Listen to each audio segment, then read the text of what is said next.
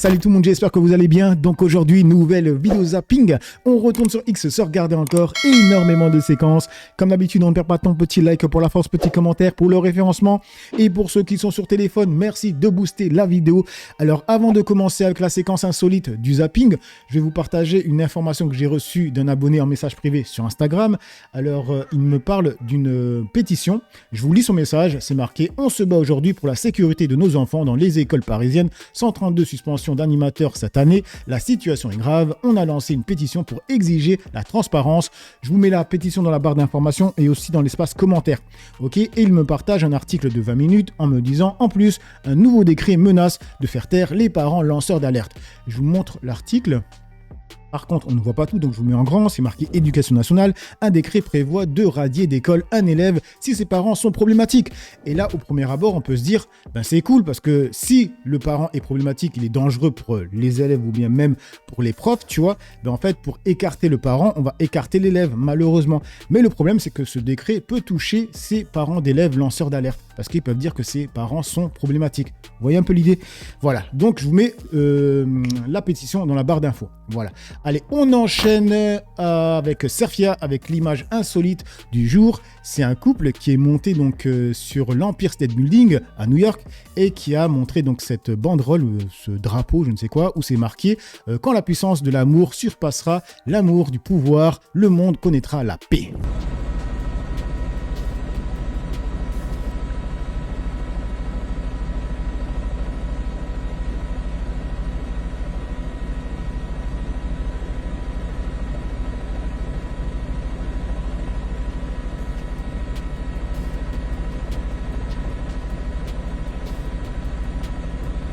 Et du coup, l'histoire continue parce que le mec a demandé la main de la femme sur l'Empire State Building. Regardez. Without any carabiner or belay ropes, this, oh dear God, Kira, this guy is getting down on a knee, perhaps proposing to this individual. Oh my gosh.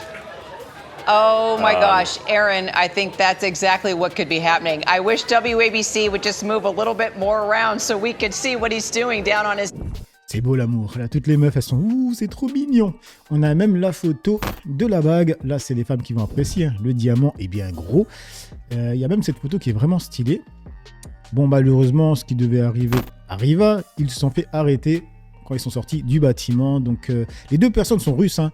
Elle s'appelle Angela Nicolo et lui s'appelle Ivan Kuznetsov.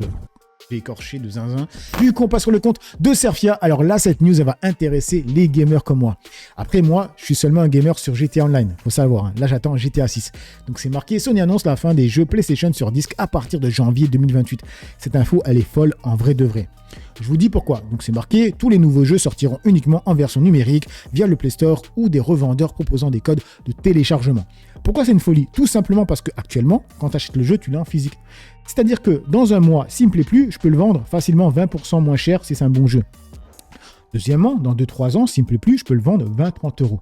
Facilement, tu vois. Donc c'est toujours 20-30 euros de récupérer pour injecter dans un nouveau jeu. D'accord les amis? Ensuite, sur le Boncoin et Vinted, on peut avoir des bons jeux. Je dis bien des bons jeux pas chers. Parce que dans le Play Store, il y a des promotions. C'est éclaté les jeux là-bas. C'est éclaté les mecs, d'accord? Ensuite, en période de fête, tu peux même avoir des jeux tout récents emballés que des gens ont reçus en cadeau qui n'aiment pas, tu vois. À moins 20%, facile. Tu vois.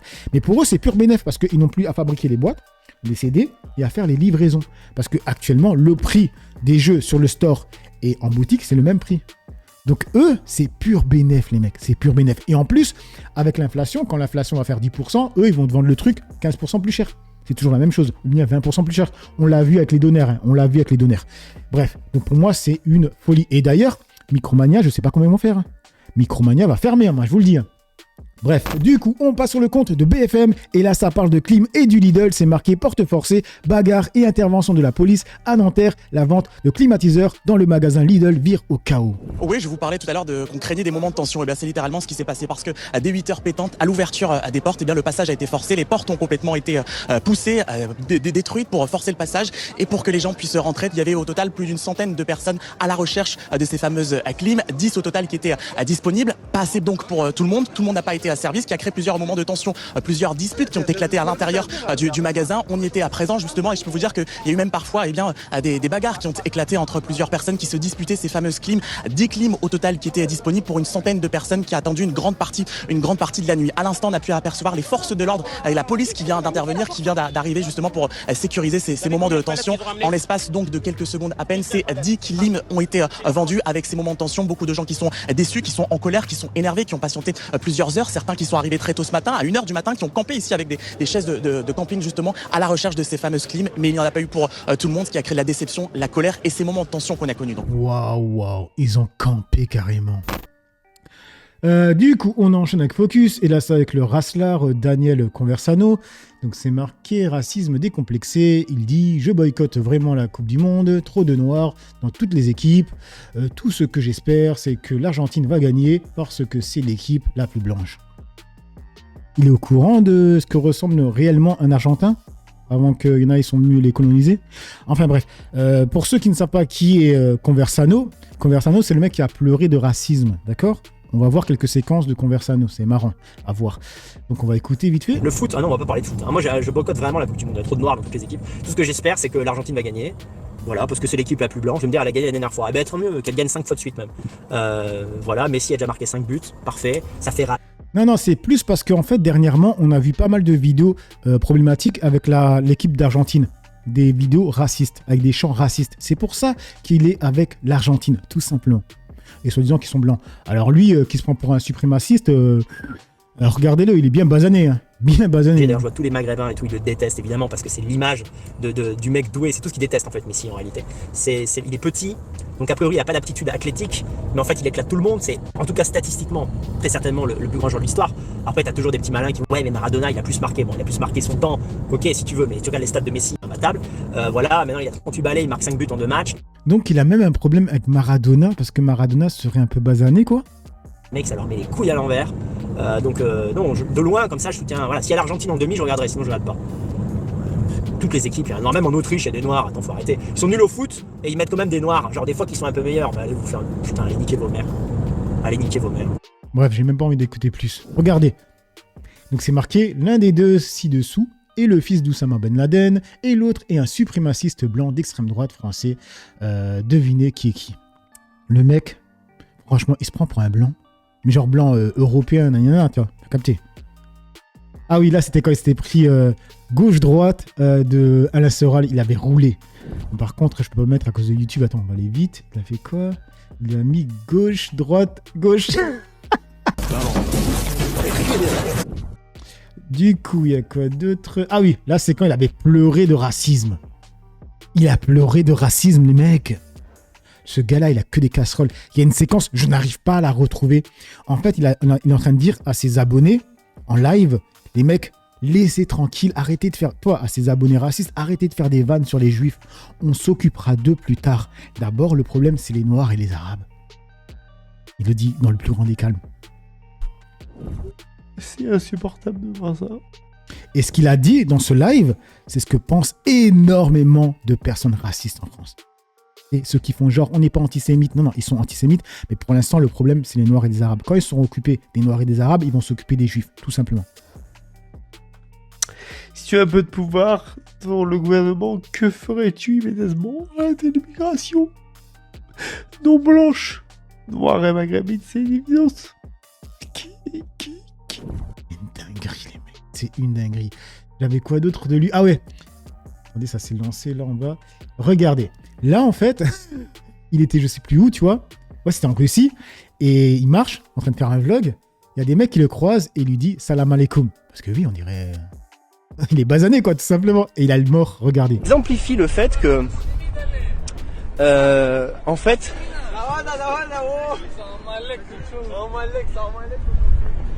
Qu'est-ce qu'ils ont dit? Salam alaikum? Ouais. Ils sont partout. Ils sont partout. Du coup, il y avait quoi d'autre comme séquence? Il y avait celle-là aussi. Encore un moment de ma vie qui va être gâché parce que je veux me détendre tranquillement au café et t'as ces gens qui font tellement de bruit, quoi. Ils sont tellement cons, ils sont tellement laids. Enfin, c'est juste... Mettons de côté même l'insécurité. mais qu'est-ce que les Noirs sont laids, quoi. C'est vraiment... Moi, la laide... C'est lui qui parle de laideur. On en est là, sérieusement? Sérieusement? On dirait un rat? Non mais sérieusement?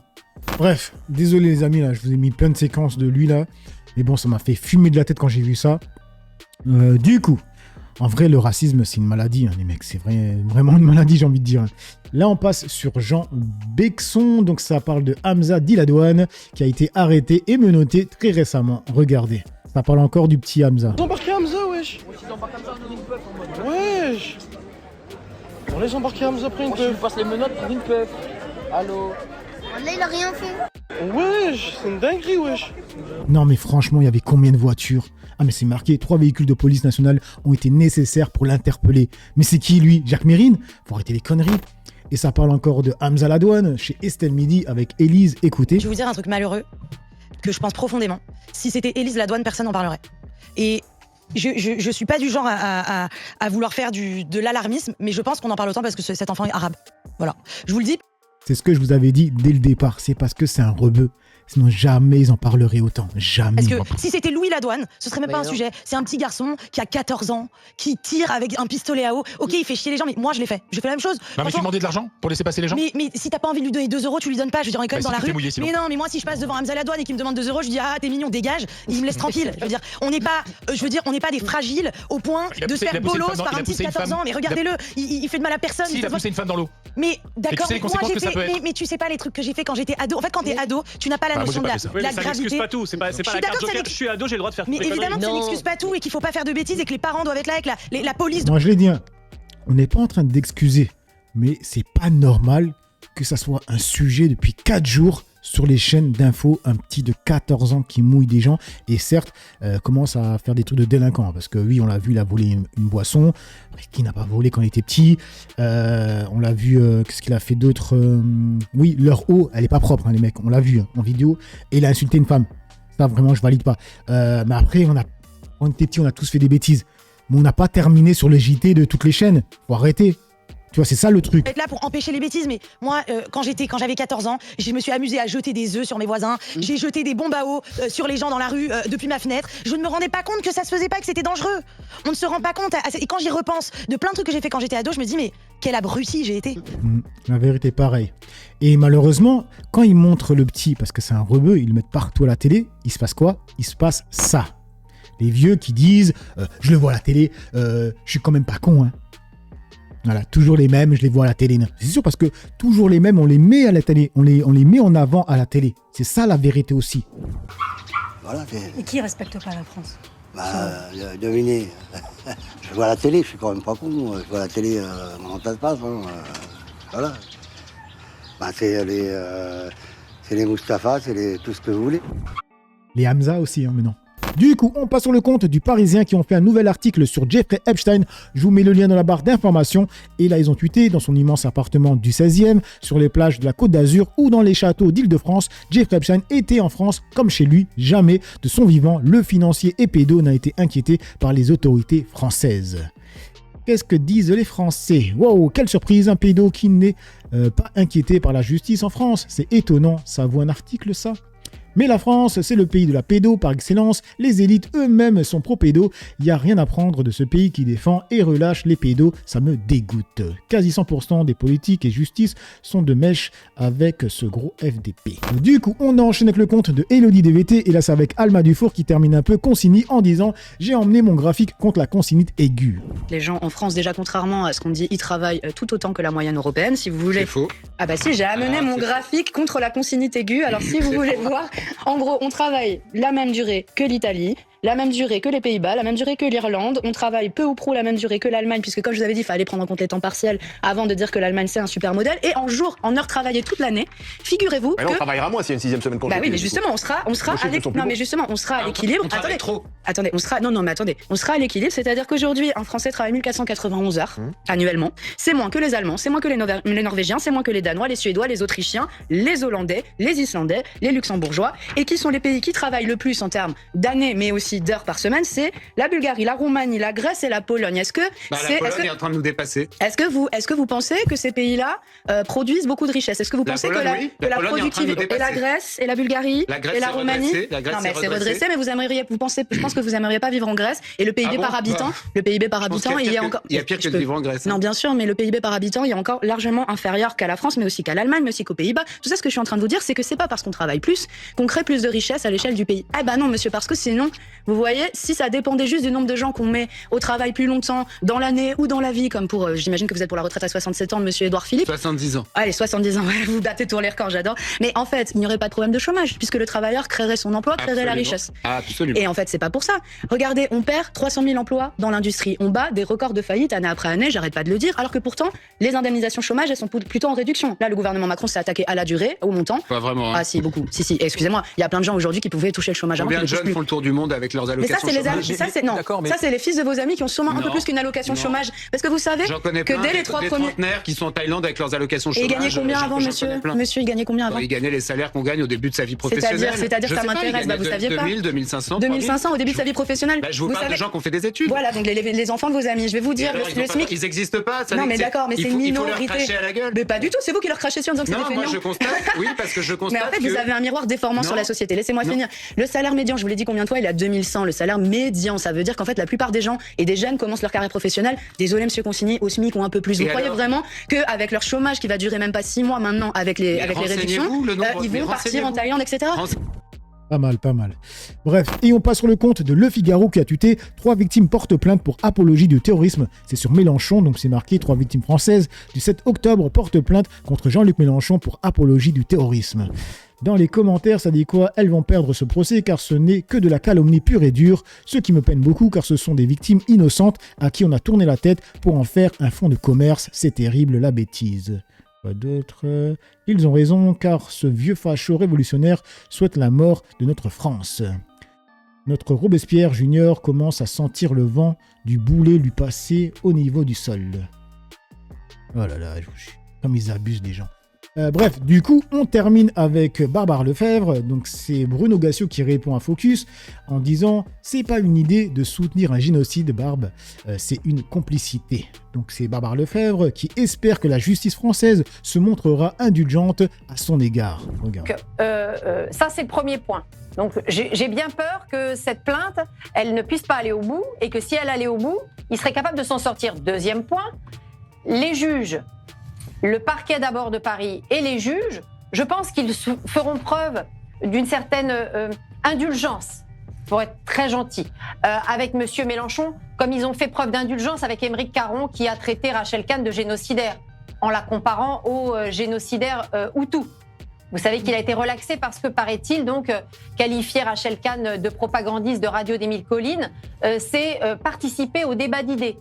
Alors j'espère que moi aussi, qui ne vais pas tarder non plus à comparaître, puisque vous savez que j'ai été poursuivi sur la base de plaintes de monsieur Thomas Porte sur des questions, des propos que j'ai tenus notamment sur cette chaîne. J'espère que moi aussi, ça sera la promotion du débat d'idées. Donc on a aujourd'hui des juges qui sont dans une certaine optique. Attendez, on va quand même réécouter les propos, parce que là, elle les dit pas, et elle sait très bien pourquoi elle les dit pas. C'est ça qu'elle avait dit. Attendez, nanana, il faut vider Gaza. C'est ça qu'elle avait dit. Donc c'est quand même de l'apologie de génocide. Participer au débat de propagandistes de Radio des Mille Collines, c'est participer au débat d'idées. Alors j'espère que moi aussi, qui ne vais pas tarder non plus à comparaître, puisque vous savez que j'ai été poursuivi sur la base de plaintes de monsieur Thomas Porte sur des questions, des propos que j'ai tenus notamment sur cette chaîne, j'espère que moi aussi, ça sera la promotion du débat d'idées. Donc on a aujourd'hui...